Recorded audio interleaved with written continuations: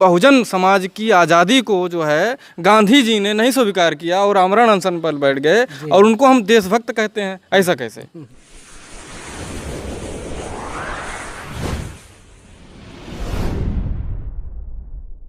आज भारत आज़ाद है और हर वर्ष 15 अगस्त को लोग आज़ादी दिवस के रूप में स्वतंत्रता दिवस मनाते हैं। देश का आज़ाद होना और देश के लोगों का आज़ाद होने में क्या अंतर है? हमारा देश 15 अगस्त सन 1947 को अंग्रेज़ों की गुलामी से आज़ाद हुआ। जी जी।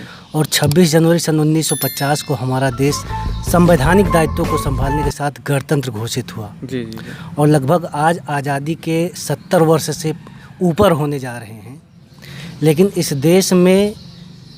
देश को तो आज़ादी मिली, लेकिन जो यहाँ के लोग हैं, अगर सही मायनों में माना जाए तो उनको आज़ादी नहीं मिल पाई है। अंग्रेज़ों को भगाने के लिए जब यहाँ के महापुरुषों ने संघर्ष चालू किया तो अंग्रेज़ों को तो भगा दिया गया, अंग्रेज़ों को यहाँ से भगा कर इस देश को आज़ाद कर दिया गया। लेकिन आज़ादी के बाद से वो जो दलित पिछड़ा तबका था, जो आज़ादी के बाद से अपना जीवन यापन करना शुरू कर रहा था, जिसको आज़ादी के बाद से सारे अधिकार बाबा साहब ने दिलाए, आज भी उन अधिकारों से वंचित हो रह गया है। जी जी।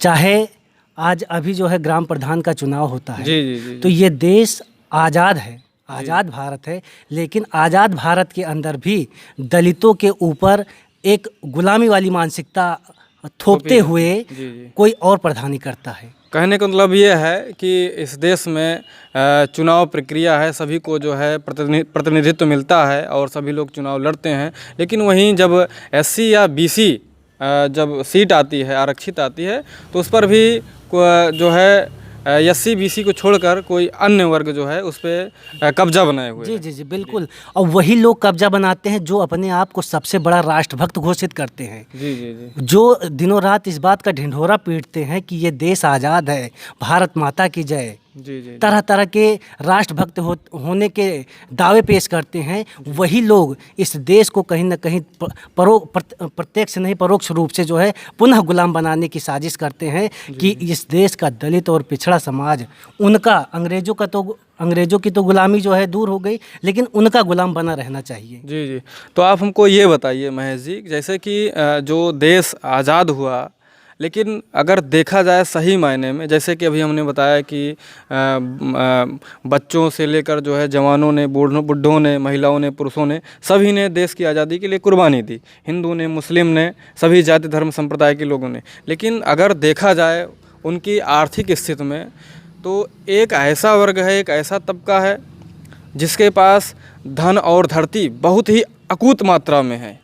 वहीं दूसरा वर्ग यानी बहुजन वर्ग देखा जाए, उसको देखा जाए तो उसके पास ना धन है ना धरती है। जब सभी को 1947 15 अगस्त 1947 को एक ही समय में जब सबको आज़ादी मिली, तो ये इतना धन और धरती में लोगों में अंतर क्यों है, इसको आप कैसे देखते हैं? जी विजय जी, आपने बहुत अच्छा क्वेश्चन किया है। जैसा कि आपने भी बताया कि 1947 में भारत आज़ाद हुआ और गणतंत्र पूर्णतः 1950 में हुआ है, तो एक तबका है कि वो बैठे बैठे 3 पीढ़ी उसकी खा रही है। जी। और एक तबका ये है कि दिन रात मेहनत करता है, तब भी उसका जीवन यापन शाम के रोटी के लिए उसको सोचना पड़ता है। ये बहुत अच्छा आपने मुद्दे पे क्वेश्चन किया है। तो इसके सबसे पहले कारण ये होगा शिक्षा। तो आज भी जो हमारा बहुजन समाज है वो शिक्षा पर इतना जोर देना नहीं चाहता। कहीं ना कहीं से उसको इतने अधिकार हक मिले हुए हैं, वो शिक्षा से थोड़ा दूरी भागना चाहता है या किसी संसाधन के कारण, और जिनको भी कहीं ना कहीं से मौका भी मिला है, तो ज़्यादातर हमारा समाज है ये पाखंडवाद में ज़्यादा कहीं ना कहीं से घुसा पड़ा है। आज जैसे कह लीजिए सावन का चल रहा है, सावन के महीने चल रहे हैं। जी। तो इसमें मैं देखता हूँ कि जो हमारा उच्च वर्ग समाज है, जिसे हम श्रवण समाज कहते हैं, उनके बच्चे कहीं कोचिंग कर रहे हैं, चाहे मोबाइल के माध्यम से। आज तो हमारे स्कूल कॉलेज बंद हैं, तो लॉकडाउन के कारण तो वो कहीं ना कहीं मोबाइल से तैयारी कर रहे हैं या किसी न किसी माध्यम से ऑनलाइन, और उनके घर कहीं ना कहीं शिक्षक, उनके भाई बहन सब पढ़ा रहे हैं। लेकिन हमारे बहुजन भाइयों के या तो उनके पास टाइम नहीं है या उनके पास इतनी व्यवस्था नहीं कि 1000 रुपये महीने दे दें, या मोबाइल में 2-250-300 का रिचार्ज नहीं डलवा पा रहे हैं। तो ये सब मूल कारण है सर। जी। तो भाई जी, जैसे कि देश आज़ाद हुआ, संविधान लागू हुआ, जो कुछ भी लागू हुआ है, लेकिन वहीं आज भी बहुजन समाज जो है कराहता हुआ नज़र आता है। उसके ऊपर आए दिन, हर एक दिन अत्याचार होते हैं, और इसी अत्याचार को रोकने के लिए बहुजनों के तमाम संगठन भी हैं। वो महापुरुषों के नाम से संगठन है, जैसा कि चाहे बाबा साहब के नाम से संगठन है, या तथागत भगवान बुद्ध के नाम से संगठन है, या तमाम प्रकार के जातीय संगठन है, या तमाम प्रकार के धार्मिक संगठन भी हैं। लेकिन एसोसियली जो बहुजनों का संगठन है, वो एक प्रकार से बहुजनों के उत्थान के लिए है। लेकिन एक तो देश आज़ाद है, दूसरा इस देश में बाबा साहब का संविधान है, और तीसरा इस देश में इतने बहुजन संगठन हैं। अगर उसका आंकड़ा लगाया जाए तो 10 लाख से भी ज़्यादा संगठन है।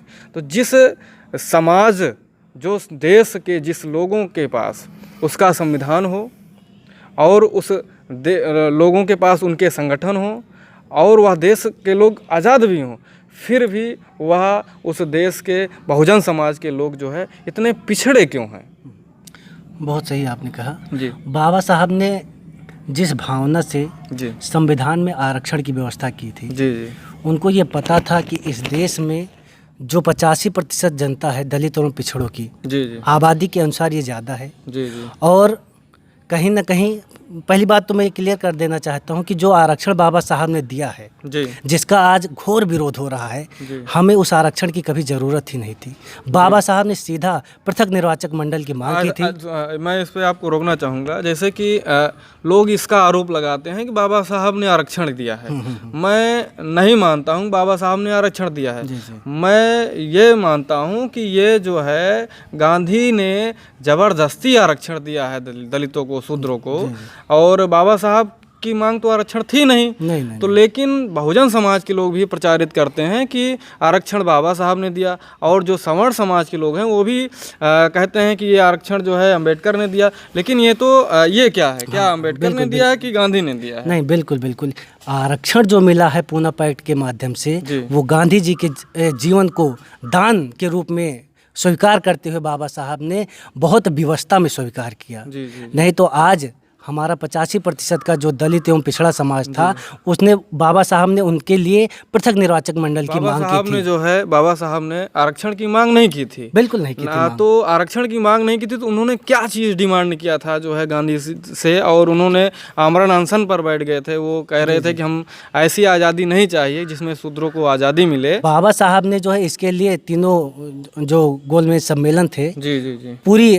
पैरवी की, और अंत्योगत्ता जो उस समय के ब्रिटिश गवर्नर जो है लॉर्ड मैकडोनाल्ड थे, उन्होंने स्वीकार भी कर लिया था। और गांधी जी वहाँ से पुनः वापस आ गए थे भारत। उन्होंने कहा जब मैं इस बैठक में रहूँगा ही नहीं तो इस प्रस्ताव को मानने की कोई बात ही नहीं होगी, और ना मुझ पर कोई आरोप आएगा कि मैंने इस प्रस्ताव को नहीं माना। लेकिन गांधी जी के अनुपस्थिति में जब पृथक निर्वाचक मंडल को स्वीकृत कर लिया गया जो है ब्रिटिश गवर्नमेंट द्वारा, तब जब यहाँ महात्मा गांधी जी को ये पता चला कि अरे बाबा साहब को इतना बड़ा अधिकार मिल गया है, इतना बड़ा कानून मिल गया है, तब उन्होंने यरवदा जेल में जो है 22 दिन का जो आमरण अनशन किया था।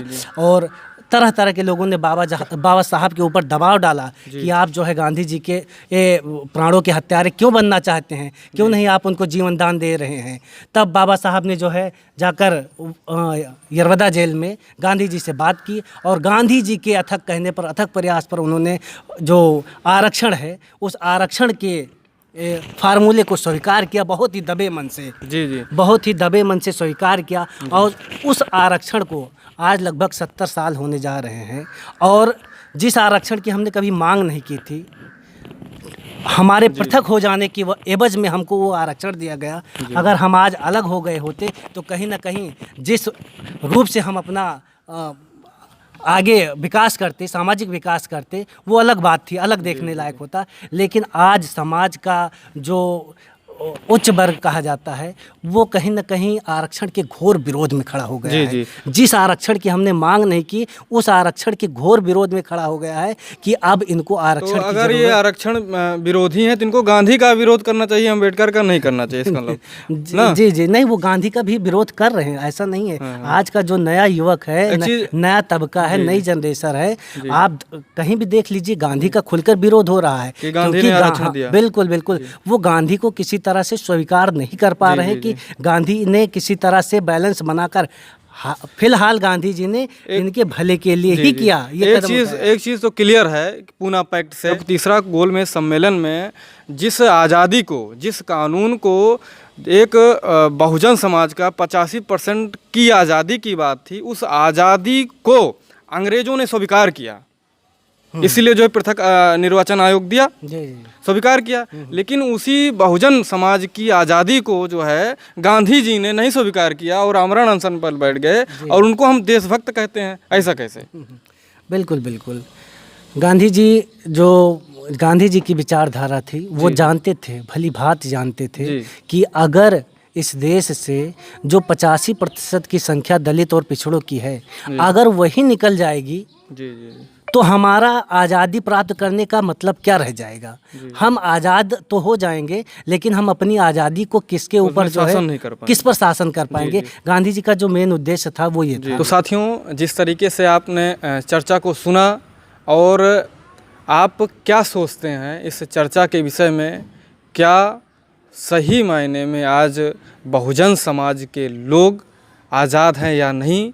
क्या वो सही तरीके से जी पा रहे हैं कि नहीं? क्या उनको सुरक्षा और जिस तरीके से शिक्षा सही मायने में सही तरीके से मिल पा रही है कि नहीं? आप हमें कमेंट में ज़रूर बताएं। अगर कोई सुझाव है तो उसको बताएं। अगर आपने अभी तक चैनल को सब्सक्राइब नहीं किया है तो आपको चैनल को सब्सक्राइब करें, लाइक करें, कमेंट करें और शेयर करें। फिर साथियों, कभी इसी तरीके की वीडियो के साथ मिलेंगे। तब तक के लिए जय जवान, जय किसान, जय विज्ञान।